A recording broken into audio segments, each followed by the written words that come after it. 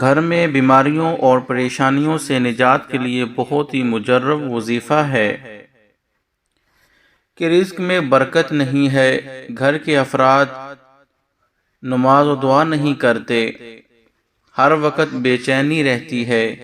بیماریاں ہیں ختم ہی نہیں ہوتی، تو یہ وظیفہ کریں،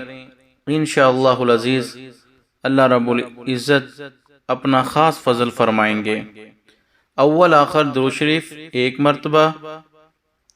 اس کے بعد یا حی یا قیوم برحمتک استغیث 313 مرتبہ، دن میں 1 مرتبہ کسی بھی نماز کے بعد پڑھیں۔ اور اگر یہی چیزیں بہت زیادہ ہے، بے چینی ہے، ڈپریشن ہے، تو اس کے ساتھ